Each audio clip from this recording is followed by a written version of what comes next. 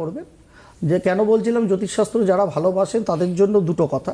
দেখুন 26 তারিখ যে কোনো নেগেটিভ ঘটনা 4, 8, 9ই ঘটেছে, সেটা আটই ছিল না, হ্যাঁ 26 ছিল, হ্যাঁ ঠিক আছে, ওটা ব্যাপার না। বিষয়টা যেটা হচ্ছে আগুন লাগার ঘটনা।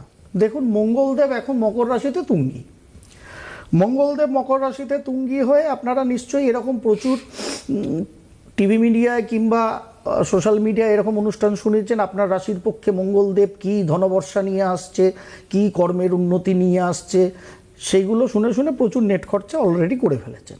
খুব ভালো, করুন, আমার আপত্তি নেই। বকা বকা জিনিস শুনতে ভালো লাগে আপনাদের, শুনুন।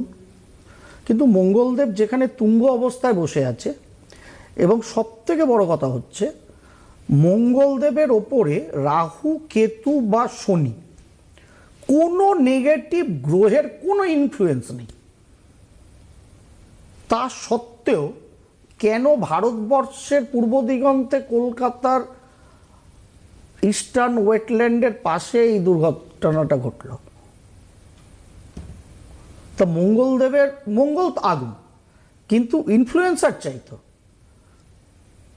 ইনফ্লুয়েন্সার মূলত রাহু এবং শনি যারা বায়বীয়।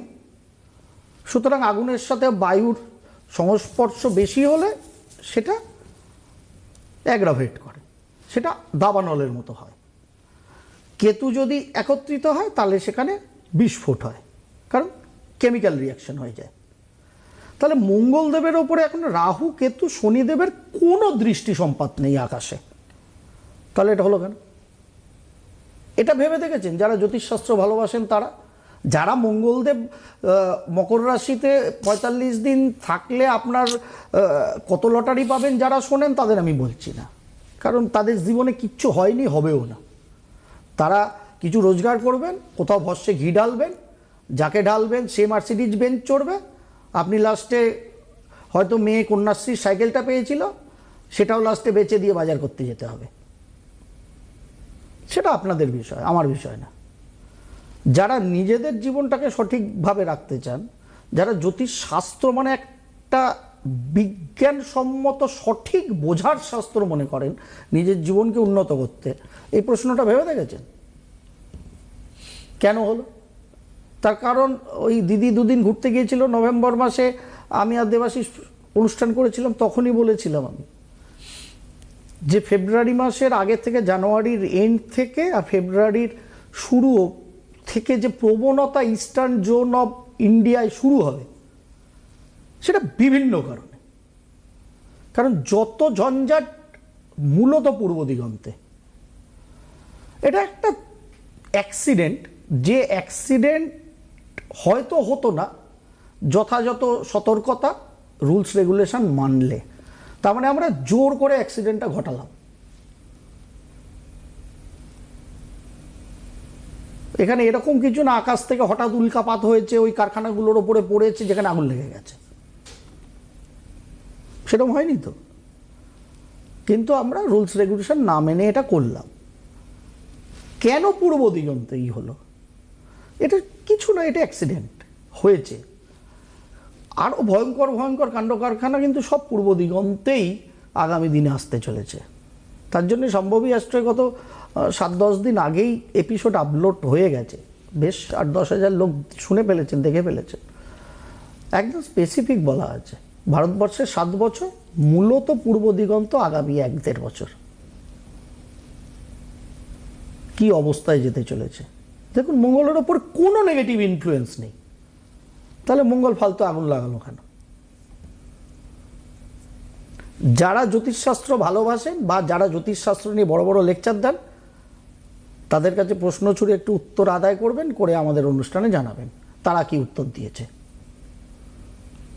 তাহলে বোঝা যাবে দম কত। জ্যোতিষশাস্ত্র নিয়ে লেকচার দেব না পুজো অর্চনা নিয়ে লেকচার দেব? পুজো অর্চনাটা জ্যোতিষশাস্ত্র না, কিন্তু জ্যোতিষশাস্ত্রের তিথি নক্ষত্র অনুযায়ী পুজো অর্চনা হয়। এবার ওই তিথি নক্ষত্রটা কিরকম সেটাই ঠিক মতো জানি না। এক্ষুনি দিদিকে বা আপনাদের যিনি ফোনে দাঁড়িয়ে আছেন তাকেও যদি আমি প্রশ্ন করি, হঠাৎ ফেব্রুয়ারি মাসটা কেন 28 দিনে? দিদি এবং যিনি ফোনে দাঁড়িয়ে আছেন এবং যারা শুনছেন, তারা যদি উত্তর জানেন জানাতে পারেন এক্ষুনি।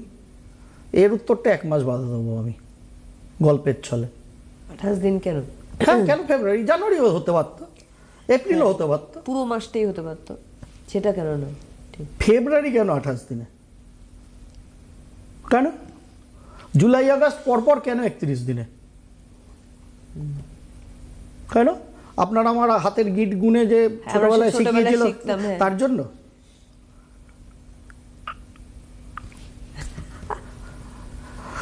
ব্যাপারটা বিজ্ঞান, এই ব্যাপারটা অনুষ্ঠানটার মধ্যে আকাশের গ্রহ অনেক নক্ষত্র। exactly।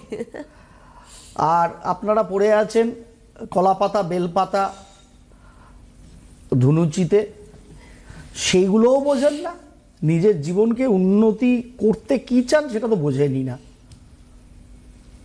লোভী হবেন না, আমার একটাই কথা, লোভী হবেন না। যেটা জীবনে প্রাপ্তির জন্য টার্গেট আপনি আমি করছি সেটা পেতে হবে, ওটা লোভ না, ওটা আমাদের সংকল্প। সেইটা নিয়ে এগোন। কালকেই পেতে হবে তাহলে কিন্তু লোভে পড়ে গেছি। আর কালকেই পেতে হবে ভাবলেই চতুর্দিকে হায়নার দল আছে। কিন্তু যারা এই গোডাউনগুলো করেছিল, ব্যবসা বাণিজ্য চালাচ্ছিল, প্যান্ডেলের লোক বা কি যেন মোমোর কোম্পানির যারা ভাড়া নিয়েছিল, তারা তো করে ব্যবসা চালাচ্ছিল। করতে কেন দিল? যারা অ্যাকচুয়ালি করতে দিয়েছে দোষী তো তারা। তারা তো নেই এই চত্বরেই। দোষী তো তারা। করতে কারা দিয়েছে? কর্তৃপক্ষ সবাই আছে দিদি। প্রশাসন উঠে গেছে নাকি? দায়ী তো প্রশাসন। পঞ্চায়েত টু 14 তলা সকলের পারমিশন লাগে, 100টা পারমিশন লাগে। কেন হলো? সুতরাং লোভী হবেন, তাহলে পরিণতি এইটাই হবে।